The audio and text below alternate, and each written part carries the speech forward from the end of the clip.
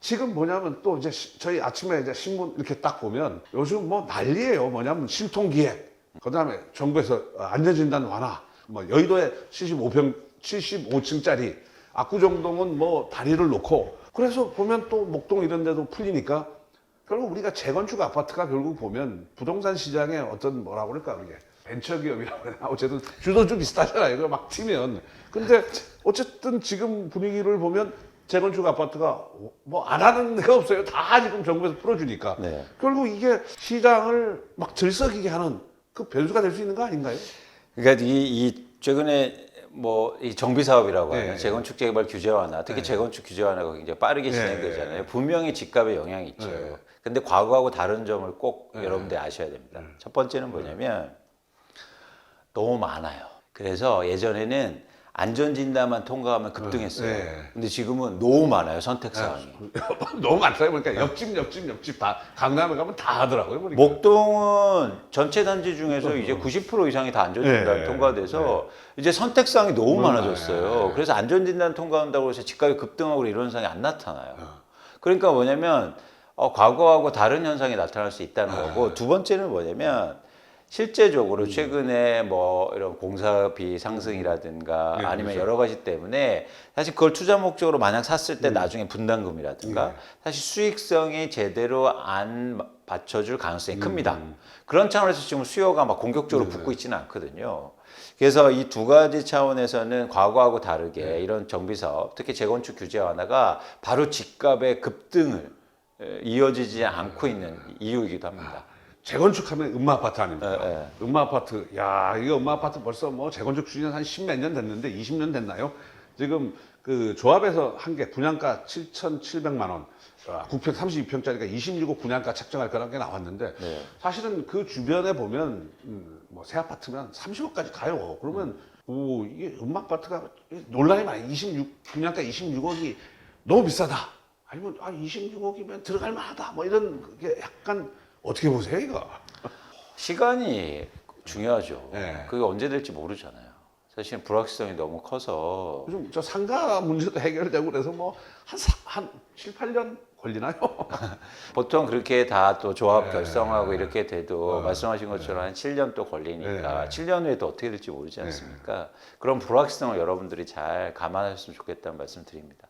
뭐 절대 가격은 지금 보면 그런 수준이 나쁘진 않아요. 네. 그런데 예를 들어서 그 시간을 감안하면 아까 말씀드린 그런 분양가가 상당히 높을 수도 있는 거죠.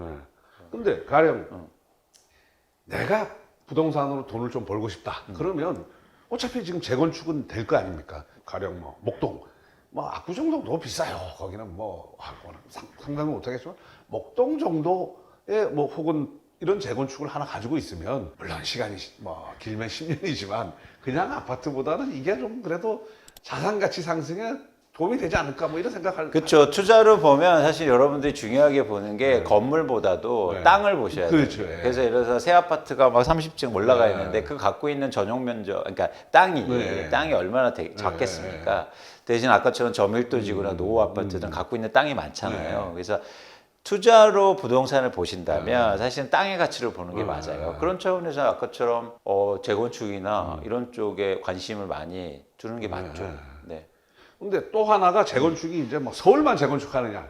우리 또 재미있는 게 이게 일기 신도시. 그게 노후 계획 도시 정비 및 지원에 관한 특별법. 뭐 이거 지금 입법 절차가 진행 중이라고 그러더라고요. 근데 이게 보면 신도시와 혹은 신도시와 비슷한 조건을 가진 지역을 아마 재건축을 쉽게 해주겠다는데 기대감이 커요. 뭐 500%의 용적률 해준다부터 시작해가지고 이거 어떻게 될까요? 이거 어떻게 보세요? 이거 굉장히 민감한 부분이기도 하고요. 그렇죠. 일단 가장 전 관심사가 뭐냐면 인프라 문제를 어떻게 풀 건가. 예를 들어서 아까처럼 500% 용적률이 올랐는데 아파트만 올리는 게 중요한 게 아니라 사실 거기에 들어가는 뭐 수도, 전기, 교통 이런 것들이 다 변해야 하잖아요. 그럼 그거 변하기 위해서 그 조합원들이나 아니면 뭐 분담금 얼마 많이 낼 수도 있잖아요. 그런 측면에서는 사실 인프라 문제가 어떻게 해결되는 가장 중요한 관점이라고 보고 있습니다.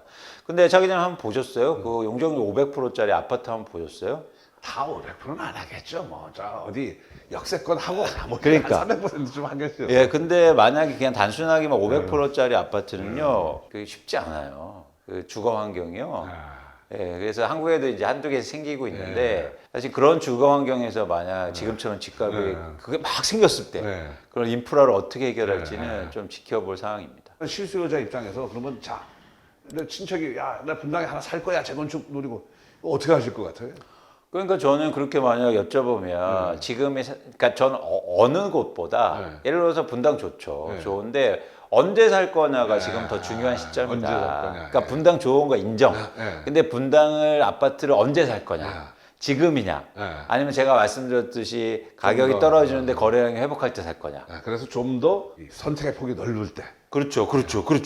지금 살려면 그렇게 가격 빠진 게 예를 들어서 분당 아파트에 많지 않을 거예요. 쉽지 않다는 겁니다. 그래서 살려고 하면 또 가격이 올라갈 거예요.